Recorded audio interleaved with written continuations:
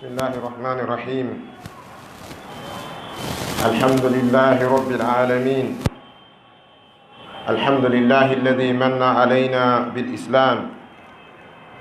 نحمده سبحانه وتعالى على ما أنعم علينا من نعمه الظاهرة والباطنة، ونشكره سبحانه وتعالى على الإيمان، ونحمده على هذه الأيام التي هي أفضل أيام الدنيا كما قال المصطفى صلى الله عليه وسلم. وصلى الله وسلم على من بعث رحمة للعالمين نبينا محمد وآله وأصحابه أجمعين. عباد الله، فاتقوا الله تعالى وتمسكوا بتعاليم دينكم الحنيف،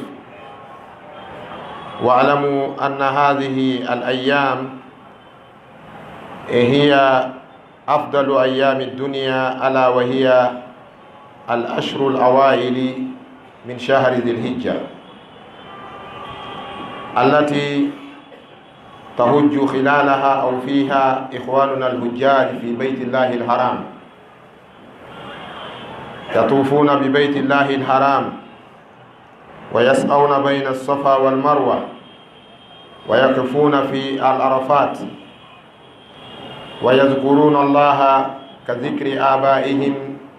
في المشعر الحرام، ثم ينزلون إلى المنى ويذبحون أضحيتهم ويطوفون ببيت الله بطواف الوداع، ثم يرجعون إلينا إن شاء الله مشكورين مقبولين. تقبل الله منهم ومنا، وجعلنا من الحجاج في العام القادم إن شاء الله. musidɓe julɓe tedduɓe, caggal yettugol Allah subhanahu wa ta'ala waɗɗo en julɓe o moƴƴori e meɗen kaɗo diina ka anduɗen, diina islam, diina ɓurka moƴƴude e diinaji, diina ɓurka sellude, kanka tu woni diina ka Allah tabaraka wa ta'ala jaɓata dewal e muɗum. gila ñande o nuli oɗo ɓurnaɗo tagge ko annabi meɗen muhammadin sallllahu alayhi wa sallam. Sabu makko yimɓe ɓen daɗiri tikkere Allah, ɓe daɗiri majjereji. Wano gando mawɗo on wiyayno noon, alhamdulillahi ala nicmati l islam lawlahu la kunna ahtaba jahannam. aɗen yetta Allah subhanahu wa ta'ala e dow nema islam, tawde sinano islamu nun harayno koyen carmalle yiite. Kala mayɗo ka yaasi islamu teyna e l'islam o maayi, on ɗon o woni neɗɗo hayruɗo yo Allah dandu en. Kala yaaduɗo e diina ka Allah tabaraka wa ta'ala ko wona islam, Allahu tabaraka wa ta'ala jaɓata ɗum bi nassil qur'an. Allah subhanahu wa ta'ala wi inna dina inda Allahi l'islam. Diina jaɓeteka kanka Allah ko islamu on.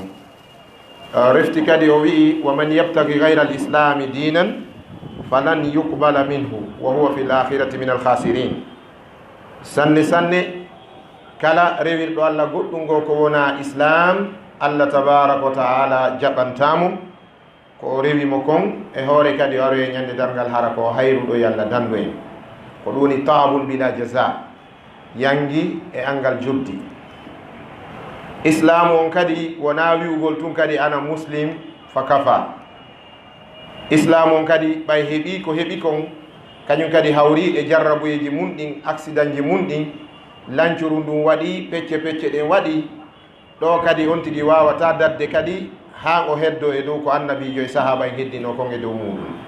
Ko ɗum woni albaqa'u ala manhaji salaf, albaqa'u fi l islami ala manhaji salaf. Ɗo kadi koye on tigi heddo ka islam, kono hara ko e dow laawol moƴƴuɓe aranɓe ɓen. Ɗum woni gire tati jonnaɗe garanti ɗen, nelaɗo e sahaba en, e giral tabi'una en, e giral tabi'u tabi'ina en. Ko ɓeɗo wiyete salaful umma, ko ɓeɗo ñentinte, ko batteji ɓeɗo jokkete. Ko ɗum waɗi almami malik yo Allah ɓeydi yurmede makko, o maaki ma lam yakun dinan bil ams fala yakunu dinan al yawm. Ko wonano diina hankin fewɗo ɗeɗo gire tati, ɗum wawata wonde diina hande. O jangi ayeji alqur'ana ɗen, al yawma akmaltu lakum dinakum wa atmamtu alaykum ni'mati wa raditu lakum al islama dina. Ko ɗum waɗi karamokoɓe heewɓe ari hay wuridaɓe e zamanu meɗen ɓe andini en diina kanko laawol annabijo on. Wano imam al-Barbahari winduɗo deftere wiyetede sharhu sunna nden, ko ɗum o fuɗɗori ka deftere makko, al islamu huwa sunna fa sunnatu hiya al islam. Islam on kadi ko laawol annabijo on, laawol annabijo on ko ɗum woni sunna on, yani ko ɗum woni islam on. Ko wiyete sunna koko nelaɗo e sahaba en heddino kon e dow muɗum fodde gurdan, ka finde, ka jikku e ka dewal. No woodi andiniroɓe sunna wonde ko wiyete sunna, ko hunaka sunna qawliya wa fi'liya wa taqririya. ɗum ɗon ko min taksimat, ko wiyete kon taksimat almajma. Almajma'u yukassam, ko mooɓi kon hino fecco. Joni kañum sunna on ka o mooɓi ɗon, sunna on e hoore mum ko finde nden e dewal ngal e jikku on. Joni noon finde nden wo, jikku on wo, dewal ngal wo, ɗum no fecci pecce tati. Koko nelaɗo huuwi e ko ɓe maaki e ko ɓe ñinni sahaba ɓen e dow muɗum, ko ɗum ɗo wiyete qismul majma indal ulama. Allahu tabaraka wa taala ko ɗo o acci en, ko ɗo o yamiri en yen wunu, ko ɗo annabijo sallallahu alaihi wasallam waynino mofte ɗen. Alaykum bi sunnati wa sunnatu khulafa'ir rashidin. Mi acciri on nange jogitoɗon sunna an on e sunnaji ɓen lontiɓe lan. Ɓe tindini en kadi no gerden fiwata fuuto en, ɓe maaki addu alayha bin nawajis, ŋatire ɗum ƴakkirɗe ɗen, ŋatire ɗum ƴakkirɗe ɗen. Iɗen andi si neɗɗo ŋatiri yeesoje ɗen emo saati tuttude, so ŋatiri ƴakkirɗe ɗen ɗum ko sa fenkike mo hundukon si o tutta. Ko ɗum woni alal istikrah. Si neɗɗo tawi alal istikraha ko ɗum wopinimo sunna on, tawa ko doolaɗo tawi wonkiki yeeboto, haray on ɗon himo jogii position ka islam kaw tijjorana yurmede min qawlihi ta'ala illa man ukriha wa qalbuhu mutma'innun bil iman. Sina ɗum haray neɗɗo on fala yajuzu lil muslim an yukhalifa sunna aqidatan wa ibadatan wa sulukan. hanana neɗɗo nde o lundoto annabijo ka sunna, woni ka finde, woni ka dewal, woni ka jikku. tentini noon ka bangal finde, sabu si finde nde sella ɗiɗa peesetake, ndaretake. dewal goɗɗo ko peesete,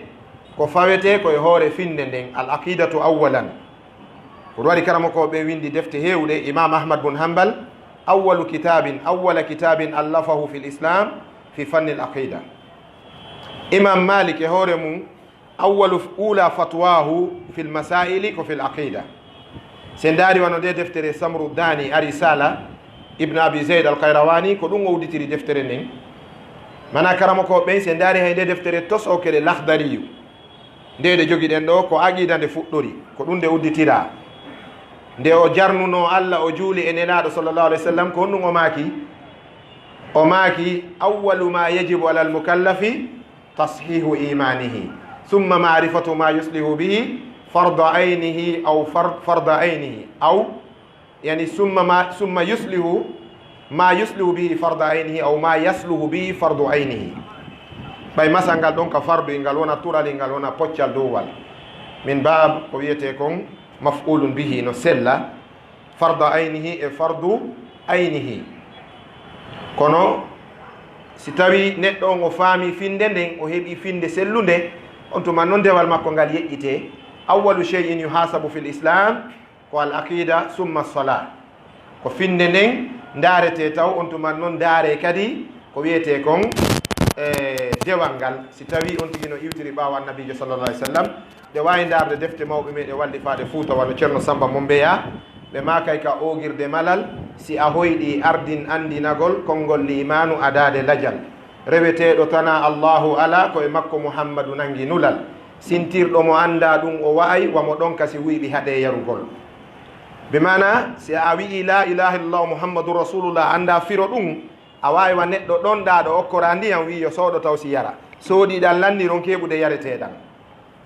a faami, si neɗɗo maayi o maayi daari e tawhid finde sellunde, haray ko hayruɗo ko khasirum, haray ko perduɗo yalla sellinan en finde men nden.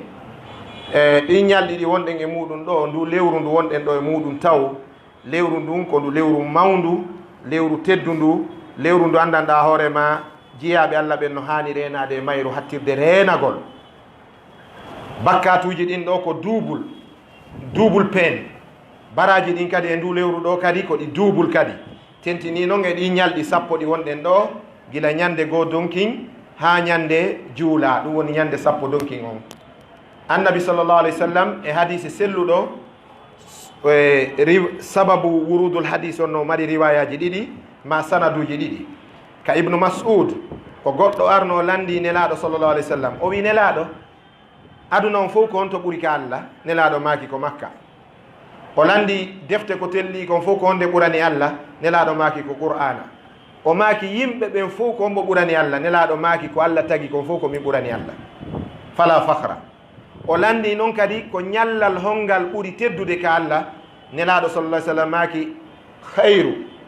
ayami duniya ko ashru zil hijja. nelaɗo maaki ko ɓuri moƴƴude e ñalɗi hitande nden fof lebbi 12 ɗin,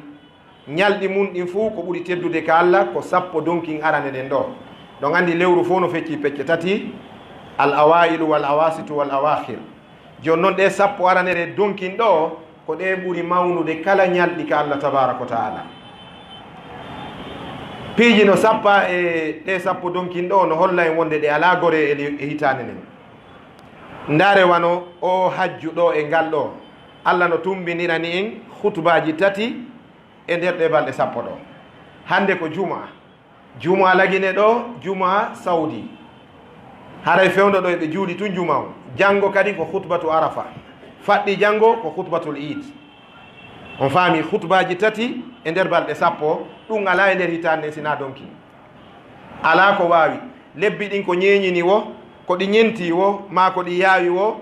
lewru arata ndu balɗe mum sappo wawi heɓde hutbaji tati sina e donki. eɗon andi noon ñalande hutuba fo ko ñalande mawnude ka allah tabaraka wa taala. ndaare seede juma no mawni, o saayi ɗo 14 heures moyen 15 ma moyen 20 ma 14 heures 00 ko darɗe nayi wowa juulede kono hannde ko jelu juulten ɗiɗi change ke ko woowa kon change ugol ko woowa kon no tindini mangural kon ko change ɗon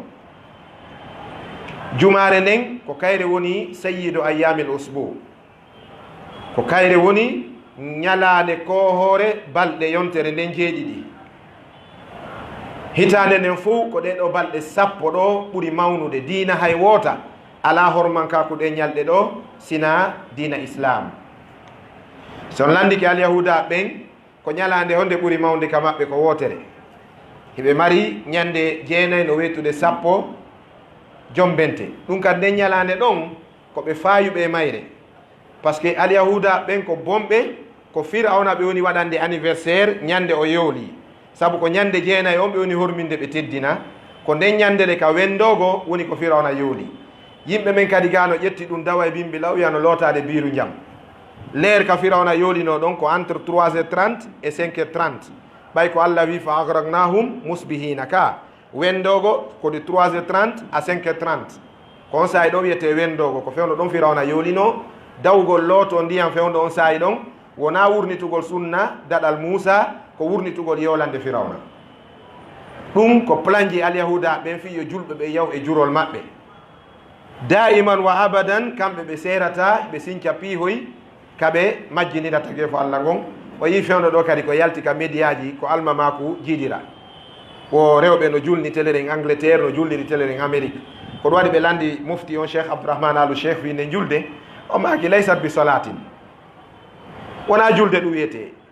si debbo almike ɗum na julde wiyete si debbo almike worɓe wona julde wiyete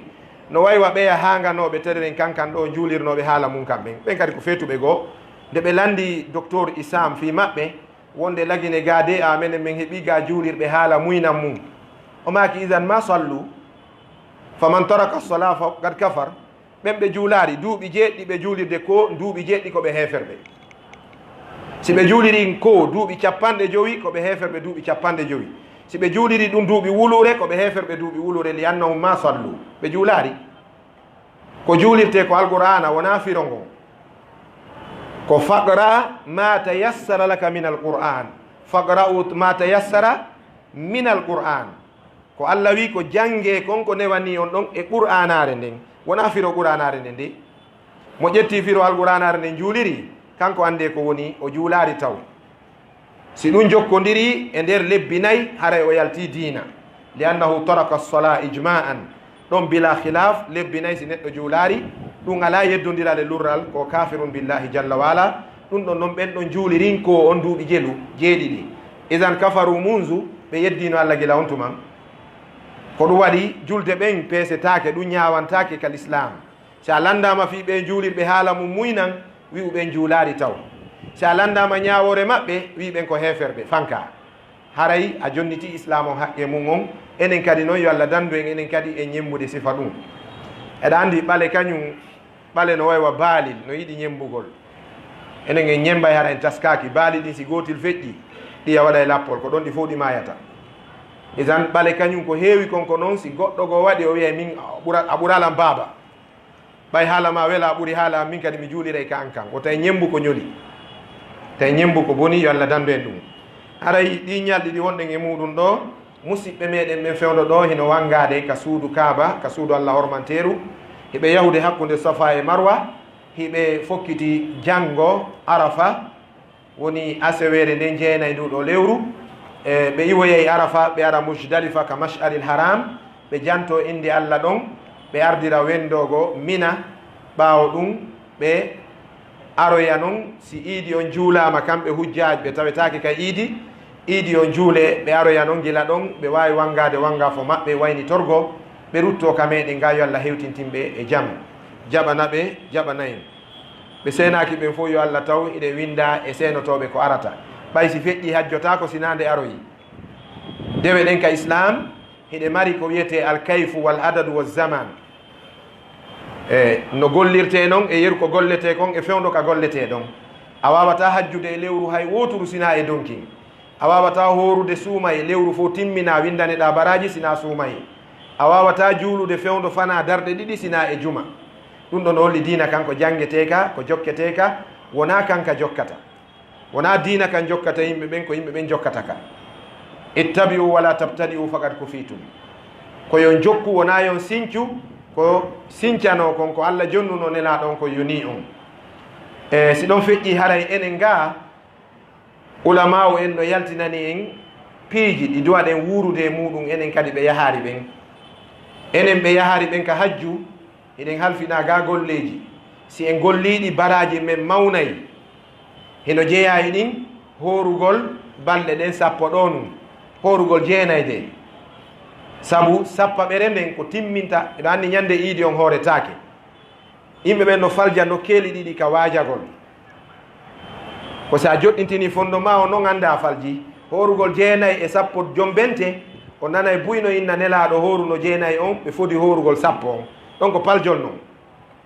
ko sappo on nelaɗo horuno, ɓe maaki si Allah tawnilan ko arata mi attora e jeenayi on si mi watta sappo on. ko ɗum ɗoni ko selli kon kadi al hadis. en nanay kadi woɓɓe no fecca suumaye pecce tati, ɓe inna nelaɗo maaki sappo arane ɗen ko yurmede, sappo hakkundeje ɗen ko hafranal, sappo sakkitorɗe ɗen ko rinɗinede ga e natugol yiite, nelaɗo ma kaari ɗum. laysa bi hadisin, wona hadis noon. ndaare irwaul ghalil de cheikh Nasiruddin Albani, ceerno on no yewti ɗum no laɓɓini nder ton. ɗum ko gawlun mawrusun e konnguɗi yimɓe ɓen woni ko ɗum ɗo rona. ko honɗum selli ka ma ko annabijo sallallah alih sallam, ko si suumaye wi'i goo ha ñande juldandu iya jemmare be ɗi tati arday, yurmede Allah, hafranal makko e rinɗingol jiyaɓe ɓen, nelaɗo sakkitori honɗum ɓe maaki wa dhalika fi kulli laylatin min ramadan. ɗum ko jemmare be suumaye, on faami, jemmare be suumaye ɗi arday, yurmede Allah nden, hafranal ngal e rinɗinede ga e natugol yiite jippoday e dow jeeyaɓe Allah ɓen. nokkugo kadi ka jama woni faljude ɗon, si a wiya horu sappo on fof a hoore ñande iidi on, par ce que iidi on ko ñande sappo on, ko jeenayi hoorete, ko jeetati e arafa woni jeenayi. ñande iidi on hooretake, ko honto sappa ɓere nden aroyi, ko aranere nden ka ayyam albid, ko nden yimɓe ɓe woni faljitude tuppidira e jeenayi on, sabu lewru ndun ko ñande goo, hoora, ɗiɗi, tati, nayi, jowi, jeegoo, jeetati, hooroya arafa, wondude e dewtidirgol anniyeji ɗiɗi. ñande arafa dara, miɗo horude arafa on, wattida e hormingol balɗe sappo juldanu ndu, yani donkin on. ɗon a heeɓi balɗe jeenayi, bimbini ñande ko julde, nde ñande hooretake. isan ko jeenayi wona hoorede, sappa ɓere nden ko juldere nden. joni noon nden juldere ɗon no woodi ko tindina ɗen ko duwaɗe wadde. laysal iidu liman labithal jadid, wona wattagol tun conci mum kesi waɗi ñalande nden iidi, wona ñamugol haara waɗi ñalande nden iidi. ñalande nden ko nde yawmu dhicri wa yawmu sadaka wa yawmu silati rahim, ko ñalande jantagol inde Allah, ñalande ittugol sadaka e ñalande jokkere enɗam. ñalande ittugol sadaka, ñalande jokkere enɗam e ñalande jantagol inde Allah tabaraka wa taala. amma yawɓe ka hajjuɓen, Allah tabaraka wa taala wi li yadhkuru smallahi ala ma razaqahum min bahimati l an'am. hango wi lan yanala allaha luhumuha wala dima'uha walakin yanaluhu taqwa minkum. haaju Allah tabaraka wa taala ko woni koye nder kulol ngol ko on tigi hirsiri kon. amma enen ga koye janto inde Allah, ɗum woni goo, horugol ngol woni goo, ɗiɗi jantoɗen inde Allah e ɗi ñalɗi ɗo, wondude kadi e wowlugol nano, hara na iidugol, na e dow iidode. ɓeya ka hajjuto ko yo iidu, ɓen ɗon ɓe iiday. enen ga koyen janto hara ko bihrajul huruf, hara kalfe ɗen no yaltude ko wonɗa jantorde inde Allah kon ɗuɗɗina ɗum ha ñande iidi on juula. ñande iidi on juulete no ko sunna nde tawata a taƴaari ha iwta ka salli kene, a hoori jeenayi on. ñande sappo on kadi sulliɗa a sullaki, wona ya ñaamugo ɗum ha iwta ka salli kene, ko ɗum ɗo noon jama buy woni sikkude kankorka ɗon ko korka ñallal ɓe nayi hoori sappo. donc e ɗum ɗon ko sunna mo accira ɗen e jantagol inde Allah nden yahugol ka iidi, e jantagol inde Allah nden ka artugol e luutidirgol laawi ɗin. se yaari autoroute on arden Niger on, se yaari Niger on arden Corniche on,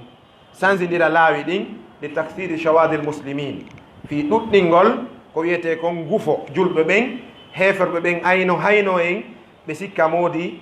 ɓe hoolo wonde aɗo de julɓe ɓen koye moƴƴo tunge maɓɓe ma reno ɗen nani ala ko wawan ɗen ɓe heɓa on siga ɗon e meɗen enen julɓe ɓen ɓe yiya ngari diina kan bela joɓe welete diina kan ino jeeya e ko tawata ino e dande meɗen ko tawata karama ko ɓen no jogii gotel e konnguɗi ɗiɗi ko layya on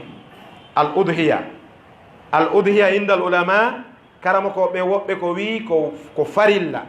ko wajib layya ko wajib si charti on timmi charti on ko on ɗum charti arano on mo lurraka e mum on ko heɓugol ngol al istitaa heɓugol ngol charti lurranaɗo on ko wonugol ka mum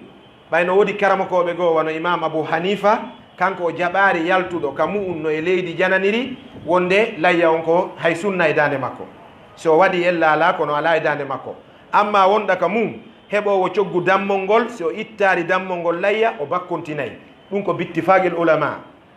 joni noon ko hakkunde dammol layya ngol ko ngol farilla ma ko ngol sunna wajiba ko ɗon karamakoɓe woni sunna waɗɗiɗo ma ko ngol farilla sénégal kamɓe ɓe windino bindi yorino ka maɓɓe ko farilla ɓay ko dakar yiyata ka dammi sappo hirsa e galle goote aden e rewɓe mum e ɓiɓɓe mum o be wallina dammol hirsa enen ɗo ha joni ɗen jiɓi tawsi ko sunna ɓay wallahi karama ko ɓen no eti kono guine en no wuddi karama ko ɓen no eti kono guine en jon no wuddi mi anda ko wuddini en ko si tawi en ala kono ko ɓuri andude noon guine en no wuddi ko haylotoɗo tawdeteɗo andi na haylagol tun kadi ko ya hawle haylo tawdeɗa si tawi ko haylagol tun bako e otoje jippo e garwatir feƴƴa yeeso kadi ɗum kadi andata leyɗe ɗen kono si a tawdama ka tummodire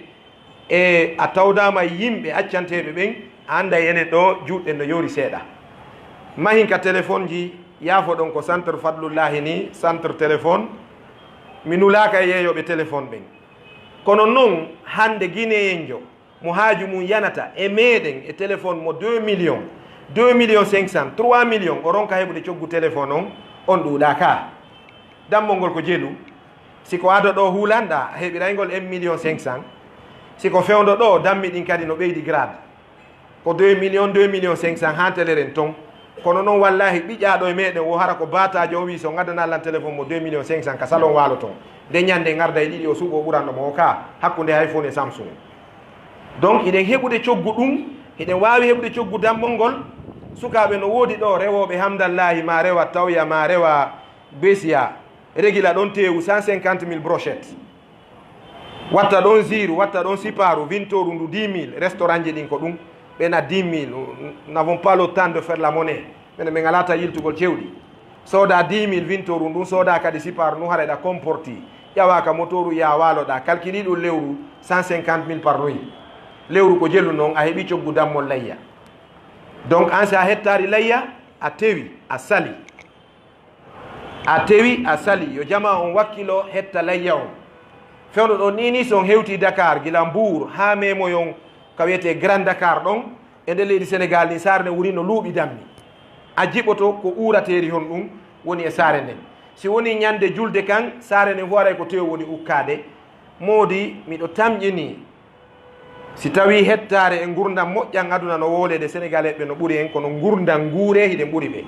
hakkude ñamete moƴƴo e yawugol heɓugol buuɗi e wonugol jokkasoɓe hara no mari buyi hiɗen ɓuuri sénégalais ɓen ɗum économiquement économie sociale on hiɗen yani ko wiyete kon vie sociale on hiɓe ɓuuri en kono vie économique o lagui no ɓuuri sénégal komi woni o yewde konko ko mi andi mi taski mi accitani haqqil mi participe kadi e conférence ji mi tawama dakar cheikh anta diop conférence oya demba sow o professeur jo malien jo imo jogui professorat e histoire imo janggi ha heɓi doctorat fi tariha pullo docteur demba sow imo compara sénégal mali e laguine o wi no gurdam moƴƴan ɗan ko laguine ɓuuri wonde malgré ko sénégal ɓuura hokkede lamɓe yeɗɗuɓe wawɓe gérude ko ɓen social on kadi ko kamɓe huma binneɓe ɓen ko malien ɓe ɓen ko nin o wiɗi ka conférence tawo ɓen haysi ɓe nafete ɓe gañorte ko ɓen social ɓe ɓen ko sénégalais ɓen mais wuuruɓe gurdam ɓen ko guinéenɓe ɓen heɗen wuuri nde goɗɗo no heɓa 5 000 CFA dak sénégal haray o gañike ceerno min mi yawno Sénégal miɗo sooda piihoy si mi ƴawni 50 000 CFA min ni soode ha yona ɓeyna ɗo hannde ko ɓuuɗi jelu ni min na 800 000 guinéen min ko ɗon mi calcirta 50 000 CFA min na 100 $, 800 900 000 ko ɗon mi calcirta ɗum hiɗen konti ɗum ñaamugol ɗum ɗo ustage ujo jannowo paykoy tokkowo pettu si tawi ñaami 800 000 e nder hinƴa maƴa andi en wawata wiide ala ko woni en wawari jogade ko marɗen kon sike ko gérance manquirɗen lagine laamu ngun wo yimɓe ɓen wo lamɓe ɓen organise aki ba peuple on kadi organise aki ko ɗum si tampuɗen il faut rien ɓen ala golde fus enen kadi ga yeru gollaku wo en wawata dankade en wawata kadi contribude kadi fiyo goɗɗum waɗu on faami ndaaru ɗo hayno yaltirten noon mbimbi en fof en yalta e leer goto fi en fof yen tampu fiyoto ha hucciten kadi leer goto fi en fof yen tampiɗu fiyoto en wawata organise agol yo woɓɓe yaltu e 15 heures no woodi golloɓe ta 15 heures golle mum yalti lanni ɓen ɗon ɓe fokkita ɓen ɗo waydarade ɓenna ɓayo moɓar meɗen habbi on hay 17 heures ko ɓeydo e embouteillage en organise aki guinéjo organise aki c'est là le probléme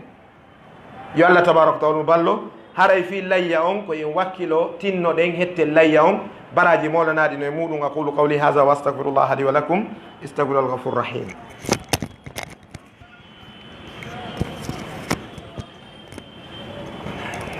bismillahi rahmani rahim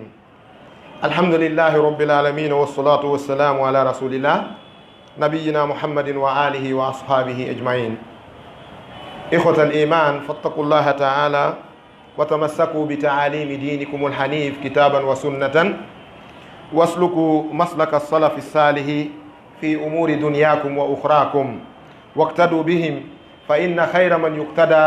السلف والخير كله في اتباع من سلف والشر كله في اتباع من خلف جياب الله باوند يتودن الله تبارك وتعالى يتوري دو هاندي جارنو دمو جارو دو فودي tori ɗen Allah yo ɓeydu jam e kisi e dow ɓurnaɗo tagi fo annabi meɗen Muhammadin sallllahu alayhi wa sallam e haray wakkilo ɗen ñentine moƴƴuɓe men aranɓe ɓen ande moƴƴere nden fof ko wonani en koye nder ñentingol moƴƴuɓe ɓen ka diina bone on fof ko wonani en koye ñentingol sakkitiɓe ɓen si en ñemtini tun wuuridaɓe ɓen en majjay ko ɗum waɗi oɗo maketeɗo imam al marwasi yo Allah ɓeydu yurmede makko karamakojo mawɗo o maaki o wi la yuktada bil hayyi fa inna al hayya la tu'manu alayhi al fitna wuuruɗo neɗɗo wuuruɗo ñentintake e meɗen saabu won ɗum wuuruɗo hoolanaka daɗi jarrabuye imamu Shafi kanko o maaki o mantata goɗɗo ha balangaru makko walline yeeso makko goski ɗin o manti neɗɗo o ñande o aafa yeeso makko o dari juulugol mo nden ñande o wolay moƴƴiɗi o wondunoɗin sabu won ɗum o anda sakkitorde bani adama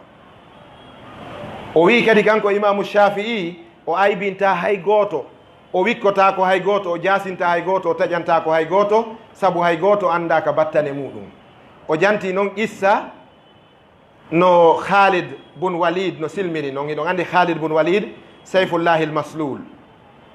mo nelaɗo makuno ko kafa Allah fontika fewdo jahiliya kana min ajbari l arab hari mo jeeyano e ɓurnoɗo wonde dundarankeɓe arabu piiro e tooñe goɗɗo yayno liggita guereta ko haalide hoolori ko ittanamo mone e hore tooñe kono ɓay o naati l'islam ndaare ko o gollani l'islam kon Khalid bun Walid temedere gaswaji ɗi o yehi ɗin ko jeetati julɓe ɓen foola ɗum kadi ko foolande wona foolande luttunode ɓe artoy ɓe hetti kadi polgal temedere bataille Khalid bun Walid en yii battane ɗen e yii o wiyetenoɗo Suhayl ibnu Amr ko kanko woni baba Abdoullahi e Abou Jandal hendinoɗo ɓiɓɓe mum soki ɓe hitande ɓe soki fi ɓe naati diina o piiɓe ha ɓe faɗɗa o piyoya ha o falamo jukkinde o yalti o ari Makka o ƴawa e hoore wande sana muruno ɗon o yenna nelaɗo o yenni nelaɗo duuɓi ɗiɗi jokkodirɗi o taƴidirare hoyre ñande wo ara o daro nokku goto o yenna ɓe sinara o nawnuma nden ñande o yejjitu o naati diina ko kanko kadi yahuno Makka daro e ñande fatu makkata o wiya min ari min darino ɗo min jasini diina min addi diina yo ka teddu e hoore moɗon mo ŋeƴƴi ɗo mi rewa e makko bani adam wona fuɗɗode nden ɓe wi al umuru bi khawatimiha ko ɗum waɗi nayi ñaawu yimɓe ɓen yiya ɗo goɗɗo ko welsindiɗo ko tafenjo sikka o lutti bani adama kaka fen alhayyu la tu'manu alayhi lfitna neɗɗo fannimo wuuri wota hoolo o daɗi jarraboyeji ɗi ɗe yiya ɗo neɗɗo kelɗuɗo hooloɗa o no yeɗɗi janngo naniramo piiji go an tigi ngalɗa idan haray ko ɗum waɗi faatiɓe ɓen yaadi e ko wiyete ko récorde ɓe yaadi e rapport moƴƴo taqrir hasan ko ɓen ñentinte wona wuuruɓe wuuruɓe ɓen hiɓe wawi faljude hiɓe wawi kadi murtoyde kono mayɓe ɓen maayino kelɗi ɓen ɗon seeditanama wonde koɓe moƴƴuɓe ko ɓen ñentinte ka dina koyen ɗaɓɓitu laawi maɓɓe ɗin heɓen no hisiren e ka raɓɓin ɗingol fi bange layya on ceerno Samba Mombeya ɓe yewti ka deftere maɓɓe ogirde malal fi layya ɓe maaki dimo julɗo layya ko sunna mu'um siko iidi tafaski wona taƴorgol ɓe maaki dimo julɗo fof layya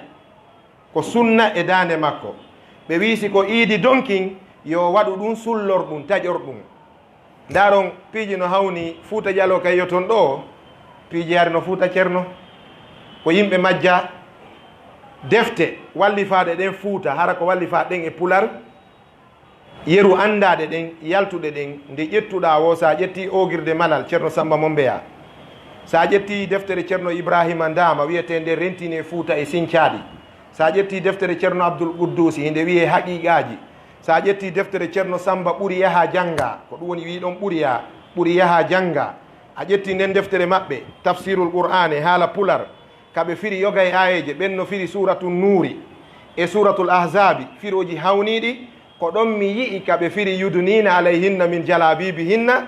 ɓe maaki yudunina ko yoɓe jurtu min jalabibihinna firi gantanji maɓɓe ɗin alayhinna e dow teddule maɓɓe ɗen yoɓe jurtu e maɓɓe firi gantanji ɗin enen nde ɗen fira ɗo ko yudunina yoɓe jippintin min jalabibihinna jilbabuji maɓɓe ɗin ha joni ko arabu wonɗa wolde ko no arabu wiyete Pular ko firi gantan dolokin janil wonɗo nder to ngon si yani andata ka hoore nde hikkori ko ɗin woni conci sonnaɓen ka islam si a ndaari defte windaɗe ɗen Fuuta Jallo e arabu wallahi lazim si a nani goɗɗo no inna hari gandal ala wi anga janga ceerno Samba Mombeya deftere maɓɓe wiyetende Lamiyatu Tullabu nden a hawray ton e lugaje sa ɗaɓɓitari qamu safirataɗe munjid ko dictionnaire firitaɗe ceerno Abdoul Quddusi Ndama deftere maɓɓe nden ka mustalal hadis koye hadise ɓe windi fi fannul hadis ndaron deftere ceerno Sadou Mo Dalen wiyetende Nusfur Ru'at ndaron ceerno Ousmane Kocha no windi wonde ko nahwu e sarfu e arabu wallahi min atkan wa ahsanil kutub fi fahmi qaidati lugha al arabiyya qawaid lugha al arabiyya deftere ceerno Ousmane Kocha nden ko gimɗi temeɗɗe tati woni deftere nden ko nahwu e sarfu kala ko jangete fannu nahwu e sarfu mawɗo no windi ɗum bindi ɗin no waali ɗo ko daha ɗi windira enen e ronko e hendagol ɗum muula moƴƴina yaltina defte ɗen sonka ɗo hiɗen sonka ɗo fi leppi bimbi julɗe donkin leppi ayno nanu fi donkin leppi ko leppi andorta ko en fulɓe ko puutoru wawi en wadde pullo wona ko wi pullo kon wi'imo pullo koko waɗimo pullo kon wi'imo pullo ko ɗum ceerno Isaga dongol maaki on faami wona ko pullo wiyata kon ko pullo waɗimo pullo koko waɗimo pullo kon ko ɗum waɗimo pullo yarli ko pullo taw yo jiwum yahu daro ɗo waɗa leppi hum ñoa ɗum body e sexy daro tiro Facebook wiya je suis fier d'être pel miɗo weltori wongol pullo buse makko e keeci makko e ɓandu fof no e kene o wiya miɗo weltori wongol pullo iya moko ba kadi no gasa yawɗo makka waɗo e firi ganta garti no winda ɗum chéri cool ɓena cool ça c'est beau hein c'est joli c'est mignon maɗum ɓena c'est subhanallahi l'azim enen en heeɓi nambara fewdo meɗen mi anda si nangu zaman ɗo nelaɗo makuno wontirgol ka berɗe ɓuuri moƴƴande yimɓe ɓen ñande go ɓe makuno aroyey e saa'i tawa wontirgol ka nder leydi ɓuuri moƴƴande yimɓe ɓen wontirgol dow ga tawa fof mayi surrama murtal ɗum mawɓe men hewtano e ɗi piiji o technologie ɓe hewtano ɗe e ɗe gande ɓe hewtano e ɗi piiji kono ko honto ɓe hewtini leñol ngol ko teddinede e yiɗede accanede ka ɓe janngano ɗe gande ɗe jannguɗen ɗo kono ɓe wonno sabu leñol ngol teddi ɓe woni sabu diina kan yiɗa diina kan jokka enen e ore koko jannguɗen ɗo fof ɗum sakkitori ko cravate ko haɓɓeɓe ko piyeɓe ko nangeɓe ko lancaneɓe koye ɗum wuruɗen eɗen hani ɗaɓɓitude laayi ɓen ɗin wallahi koko ɓe on noddude ɗo e muɗum fi o donkin leppi yo yimɓe ɓen fof waɗu leppi on ka donkin ɗo ko bid'a idafiya fil islam imamu chatibiyu alayhi rahmatullahi mo yewti ɗum ka deftere makko o gandi ko waɗi ɗum bidia ko piiji ɗiɗi oustad mouhammad hafiz so fuɗno yewde fi ɗum ɗo yimɓe ñaapiti e maɓɓe ɓay enen en ganda gando en ganda mawɗo en heɗota ko si hunde weeli en wona e goɗɗo faljito en ɗum ɗo no jeeya e tanaji men ɗin si en convainquike goɗɗo nanngata en wiya wattane haqqil docteur mouhammadou ouri bari ɓe waɗi fatwa ɓe maaki ɓornagol leppi ɓe yaari ella e muɗum ɓe maaki ka sakkitorde ngol ɗon ƴettaka ɓe maaki kono noon hino wañeede hino kasitude ko joni mbaɓɓa pular mawɗo gandoron ka nanede oustad hafis so maaki ɗum ko bida ida fiya ndaaro e itisam jumare nden nde jumare ko nde shar'inande wattagol mukke ko aada ɓornateeri yimɓe hino dagi al aslu fil libas ko al ibaha lasli on ka coñci ɗin ko dagagol en fof yiɗe gandi ɗum ara saudi en ɓe ɓen no mari ko munkon indi en ɓen no mari ko wattorta noon maroc en ɓen no mari fustan égypte e tunisie no mari torbous saudi en ɓen no mari habaya pakistan en ɓen no mari verset e indi en ɓe ɓen indonésie ko waywa mum ɓen no mari gude haddagol gude ashanti ghana ɓen no mari lafaje taragol gude enen ɗo eɗen mari hon ɗum basen e leppi a wiyen leppi wiyen afrique ɗo ivoire en ɓen no mari leppi ghana en ɓen no mari lyon en ɓen no mari guinée en ɓen no mari cameroun en ɓen no mari zimbabwe en ɓe ɓen ino mari leppi enen ɗo en kafu leppi wona pullo tun je leppi ko woni ko noneji no ñoyirte enen noon leppi baka on ɗo ko enen andira ɗum ella wo ala e muɗum wattagol leppi ko bidia o woyi kono si leppi on ƴettama o bakidama e dewal o imposama e hoore yimɓe ɓen tawi koye hoore dewal o baka o wonti bida ko ɗo woni muskila o mo famari ɗo o maapo noon o wona yennugol karamokoɓe wiɗo donki leppi woyna wala ko onon jangi wiɗo ko bidia o ɓe nawoɗo fa laka leñol ngol o ganda e leñol ngol no yiɗire noneji tati no yiɗe ka haala no yiɗe ka kuuɗe no yiɗe wonugol ɗum ngol kadi wakkilagol noon wona ɗum ngol yiɗe ka gundo yiɗa leñol ngol ka gundo ko ɗum ɓuri ngil haala wi enen e ngala gundo ko faalaɗen wo fof anda e giɗo e gaño humpitoto ko eɓɓuɗen wo giɗo e gaño humpitoto hiɗen yaltude kadi hollen jama on kadi wonde menen komin babadamaɓe feereɓe minen min wonta e feere onon wonte e feere yadno wontu feere min wonta feere ko honto giggol heɓoto e ɗum koyo yimɓen tasko ko waɗi han oustad hafis so maki ɗum ko bidayda fiya ko ɓayno baka e dewal si en wii kala arowo juula centre fadlullahi ɗo juma yo ar ko saɗi ko tooli kono ko mukke o wattoto haray mukkal wonti bidia mo wii nduɗo suuma yeeru ɗo kala pullo hoorowo koye horde o huntorta so hurtoraki horde haray o luuti wonde pullo haray ñaamigol horde woni bidia se wiiɗe yaade iidi on juuloya ka men kono mo be ko mercedes yarata kala mo yarari mercedes o tawaka e men yarugol mercedes woni bidia se wi donkin fof ko leppi watta kala mo wattaki leppi o jeyaka e men wattagol leppi woni bidia ko ɗum woni ñawore nde nder toon teddungal julɓe ɓen min kadi ko contribution ngal gonni ɓay komi pulum Fouta nder Tumbere Fouta Diallo donc koko an gonni nder toon ɓay yimɓe noddi oustad Abdallah onon kadi ko on ɗum wiwɗon ko on ɗum mako ɗon mi wowloyey ka fof nanta ɗon faami koyen wattan haqqil aqulu qawli haha wa astahfirullah li wa lakum استغفروا والغفور الرحيم ربنا آتنا في الدنيا حسنة وفي الآخرة حسنة وقنا عذاب النار ربنا أتمم لنا نورنا واغفر لنا ذنوبنا وكفر عنا سيئاتنا وتوفنا مع الأبرار ربنا ارحمنا يا أرحم الراحمين ربنا تقبل منا وتقبل من إخواننا الحجاج في بيتك المحرم اللهم ربنا تقبل منا وتقبل من إخواننا الحجاج في بيتك المحرم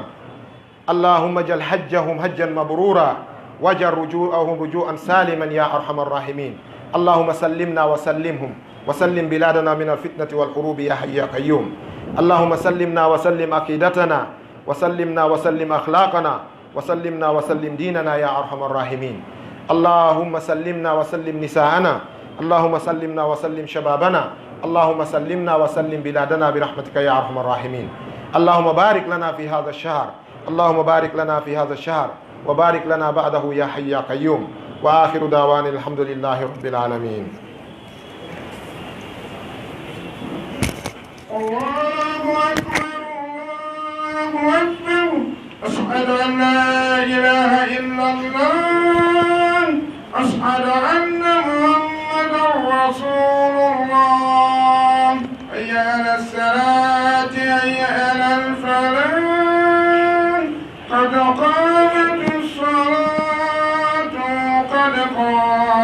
قامت الصلاة الله أكبر الله أكبر لا إله إلا الله. تراسوا واستقيموا وسدوا الخلل يرحمكم الله، وحاذوا بين المناكب والأقدام، اعتدلوا واستقيموا. وبين دارو بدارو بيان حسب في الإخوة فلفي وكن جلد مؤجر. إن تصفية الصفوف من تمام الصلاة. الله أكبر.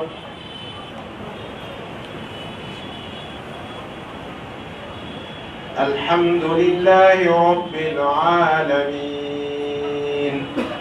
الرحمن الرحيم مالك يوم الدين إياك نعبد وإياك نستعين اهدنا الصراط المستقيم صراط الذين أنعمت عليهم غير المغضوب عليهم ولا الضالين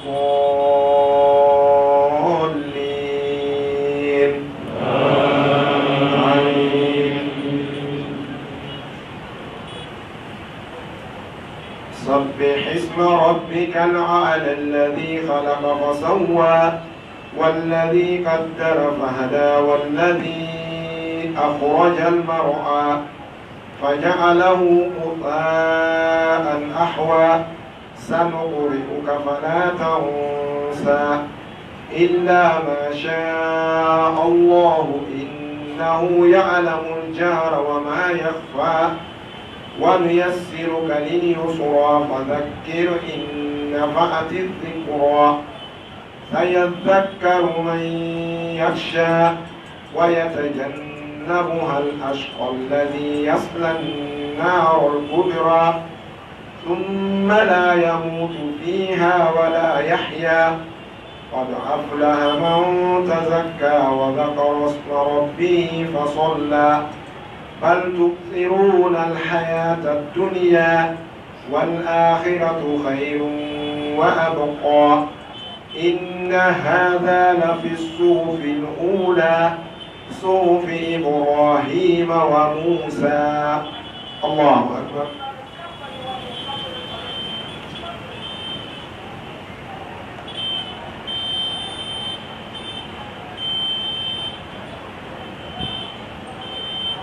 سمع الله لمن حمده. الله أكبر.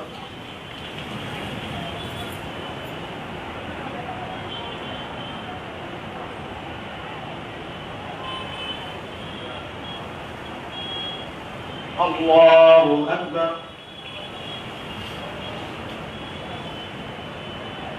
الله أكبر.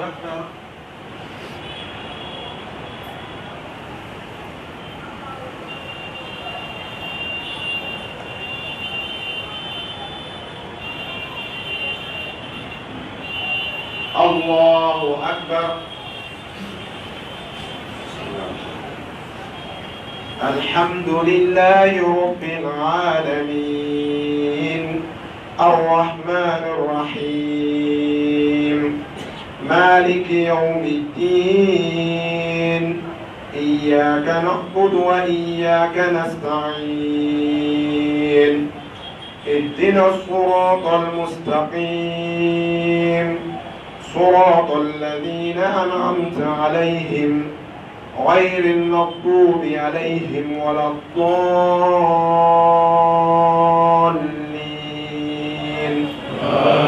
آمين. والشمس وضحاها والقمر إذا تلاها والنهار إذا جلاها والليل إذا يغشاها والسماء وما بناها والأرض وما طهاها ونفس وما سواها فألهمها فجورها وتقواها قد أفلح من زكاها وقد خاب من دساها كذبت ثمود بطغواها إذ انبعث أشقاها فقال لهم رسول الله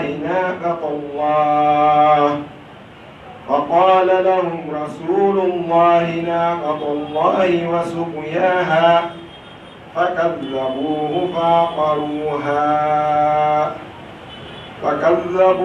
فعقروها فدمدم عليهم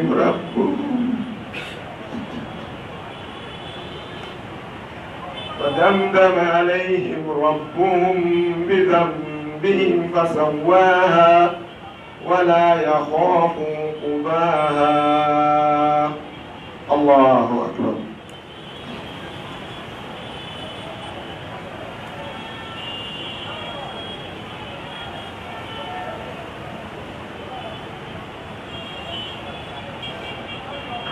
سمع الله لمن حمده. الله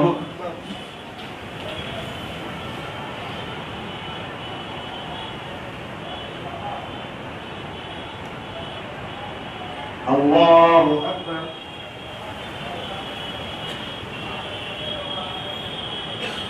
الله أكبر.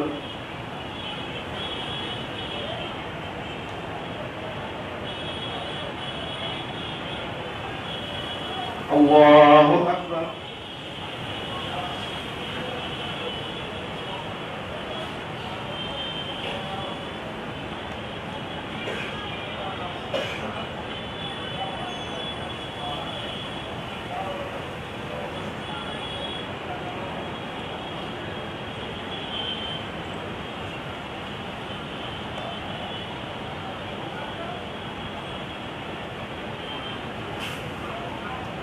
السلام عليكم ورحمة الله.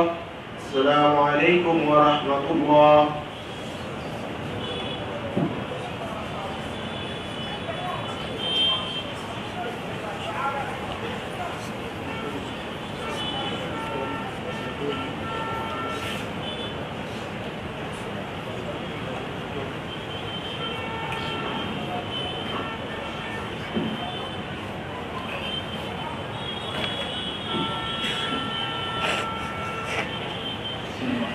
الحمد لله رب العالمين صلى الله وسلم وبارك على نبينا محمد وسلم. السلام عليكم ورحمة الله وبركاته. سيدنا الله سبحانه وتعالى بارك لنا محمد صلى الله عليه وسلم. سيدنا الله سبحانه وتعالى يا الله جل من يكون من يكون يملكم يوالي والي أنا يجريكم وهاركم ينأتي على أن يكون yimɓe onɗo amore oɗo fotba laaɓuɗo ɗo Allah subhanahu wa ta'ala kankoni o yetti yo Allah yettoo ko moƴƴude jetti Allah waɗɗan ɗo wonande ko maɓɓe ñande ɓe wawana hoore maɓɓe ɓeydana ɓe gandal ko waɗa balɗe ɗe alsika e nattol ɗo ɓe yewta kon ɗo gollitira aɗa nani ko ɓe ñoggani kon ɗo minitaji seeɗaji yewten ɗo nde façon ji heewde ɗimmoɓe sellingo nde ɗo finde kañumma e tottugol nde ɗo julde no haalirino kañumma e yani wongol moƴƴugol gikku e kañumma e wono andudugol ɓe siɓɓe men wonɓe hajjude kamɓe ni ɓe nokkiyeɗi ɗo ɓe weeɓi ɗo nguuri ɗuuɗi enen ɗo no ɗon taweteɓe haa pellel no mari kala seeɗe haa yahaali kadi naa ko yahaali ɗon ɗum ɗon hawni feere no waali feere fakkat ɗum ɗon no waali feere tawa kadi haa raɓɓiɗa yehewde kadi tawa kadi no ɓe waɗiroɗa kadi itta ɗum noon kadi aray noon ko hone kolbiniɓe ɓe ɓangina ni e goni woni mbuuɗum aray jowɗiɗi sabi allah kala taweteɓe ɗumnana ɗum yo wakkilo e nder daga on omar ragatimole anfusicum omar ragatim min khayrin kadi anfusicum tajribu inda allah faamiɗo kadi wonde manna ko yewtini fi wonno o leppino tawi ko anni e wotogol Assalamu alaikum warahmatullahi wabarakatuh. Masih belajar